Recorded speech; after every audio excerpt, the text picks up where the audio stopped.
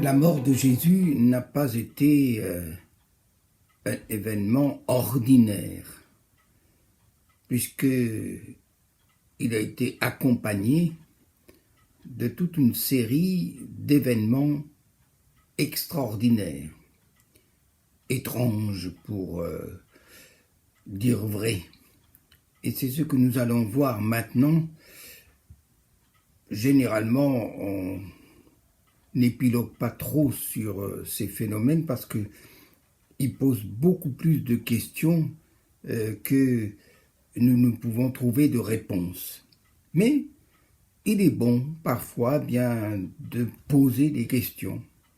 Et l'Écriture ne répond pas à tout parce qu'il y a des plages d'ombre qui se révéleront ou qui s'éclaireront au fur et à mesure et surtout lorsque les choses s'accompliront. Ainsi, je vais lire avec vous, et pour vous, sinon, ce qu'écrit Matthieu, mais on peut trouver aussi des compléments dans l'évangile de Marc, chapitre 15, Luc, chapitre 23. Mais je veux lire dans l'évangile de Matthieu, au chapitre 27, ce qui relève de ce qui s'est passé au moment de la mort de Jésus. La mort de Jésus a provoqué toutes sortes de phénomènes étranges. Et voici, le voile du temple se déchira en deux, depuis le haut jusqu'en bas, la terre trembla, les rochers se fendirent, les sépulcres s'ouvrirent, et plusieurs corps des saints qui étaient morts ressuscitèrent.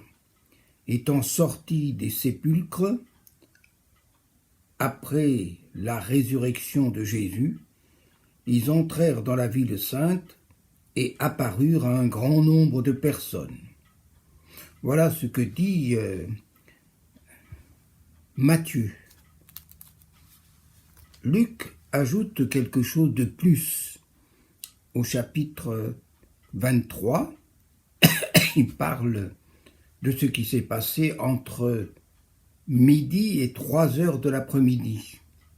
Il dit, verset 44 du chapitre 23, « Il était déjà environ la 6e heure, c'est-à-dire midi, et il y eut des ténèbres sur toute la terre jusqu'à la 9e heure, c'est-à-dire 3 heures de l'après-midi.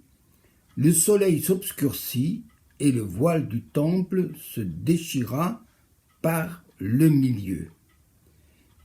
Et Jésus s'écria d'une voix forte, « Père, je remets mon esprit entre tes mains. » Et en disant cela, il expira.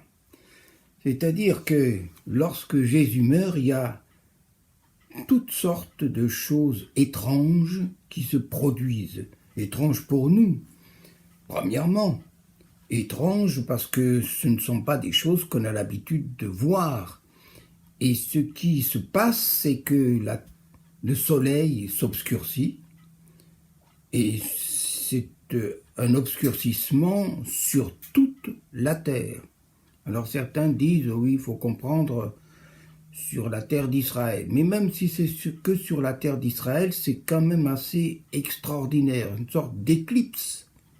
Mais en même temps que le soleil qui s'obscurcit, voilà qu'il se passe aussi autre chose, et nous l'avons vu dans l'évangile de Matthieu, c'est que le voile du temple se déchire. Et il se déchire de haut jusqu'en bas, pas l'inverse. C'est-à-dire quelqu'un qui aurait pu déchirer à partir du bas jusqu'en haut. Et c'est un voile, alors selon certaines estimations, la largeur c'était dans les 8 mètres, et puis la hauteur, ça va de 18 à 25 mètres. Vous voyez, le voile se déchire, il fallait de la force pour le déchirer. Et beaucoup, et puis on dit, c'est quelque chose tout à fait surnaturel. C'est venu d'une façon surnaturelle. C'est pas le tremblement de terre qui peut faire une chose pareille. Les sismologues vous le diraient. Il y a eu une main comme celle qui a écrit sur les murs du palais du roi de Babylone. Eh bien, ici, il y a une main qui a déchiré le voile du temple. C'est indéniable. C'est un des phénomènes qui s'est produit lors de la mort de Jésus. Mais ce n'est pas tout. Il y a eu un tremblement de terre qui a rempli de frayeur les soldats qui étaient là et les gens qui étaient là. Et on nous dit que les tombes, les sépulcres s'ouvrirent et plusieurs corps des saints qui étaient morts ressuscitèrent.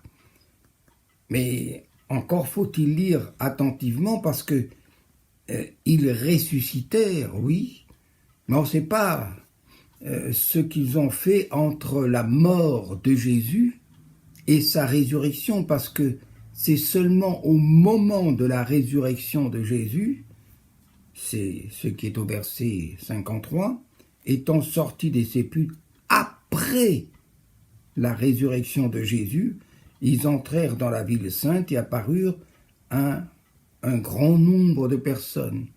Attention, il ne faut pas confondre. Ces personnes, c'était comme des apparitions.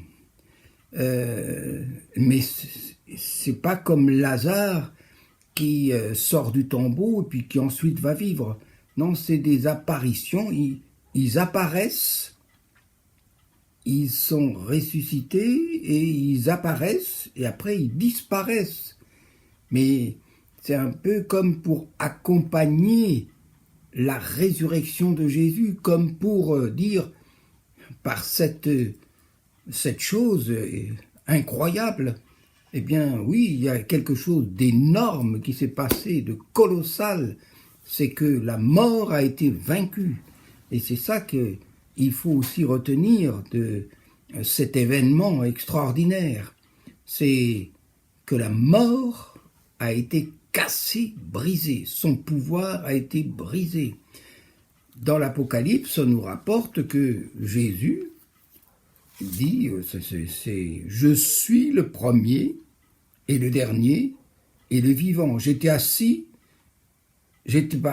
mort et voici, je suis vivant au siècle des siècles. Je tiens les clés de la mort et du séjour des morts. Et c'est ce qui se passe, ce n'est plus le diable qui, là, fanfaronner, claironner, c'est moi qui ai les clés. Non, c'est Jésus maintenant. Il a les clés de la mort et du séjour des morts. Il est vivant. C'est pour ça qu'il ne faut jamais oublier que ce qui s'est passé à la mort de Jésus a été terrible pour Satan parce qu'il a perdu son pouvoir, son autorité. Il n'a pas pu empêcher au moins quelques-uns des morts de sortir des tombeaux. C'est comme une préfiguration de ce qui va se passer à la grande résurrection, lorsque tous ceux qui auront cru ressusciteront et vivront éternellement avec le Seigneur. Vous voyez, c'est quelque chose d'incroyable. Et puis aussi, parce que dans Corinthiens, dans l'épître de Paul aux Corinthiens, nous lisons aussi ceci, c'est aussi important. Corinthiens chapitre 15, et voilà la référence, la parole que nous lisons dans Corinthiens chapitre 15 et verset 23. Mais chacun en son rang, Christ comme prémisse, puis ceux qui appartiennent à Christ lors de son avènement. Et de quoi s'agit-il? Eh bien, il s'agit simplement de ceux qui sont morts en Adam, de même aussi tous revivront en Christ, mais chacun en son rang. Christ, premier, et ensuite ceux qui appartiennent à Christ, eh bien en second. Et c'est pour ça que ces ressuscités, ces apparitions des personnes ressuscitées, qui ne parlent pas d'ailleurs, parlent à personne. On les voit simplement, on est étonné, mais ils ne parlent à personne, un peu comme lorsque Jésus s'entretenait avec Élie et puis Moïse sur le mont de la transfiguration. Et après, ils disparaissent et ils vont avec Jésus. C'est une annonce comme une sorte d'encouragement pour nous, de dire, voilà, eh bien voilà, ça vous donne une idée de ce qui va se passer. Voilà, alors, on peut continuer, donc, il y a donc ces événements qui se sont produits au moment de la mort, mais aussi de la résurrection de Christ. Maintenant, il y a des choses sur lesquelles eh bien, nous ne pouvons faire que des constatations, mais on ne peut pas dire quels sont ceux qui étaient morts et qui sont sortis des tombeaux.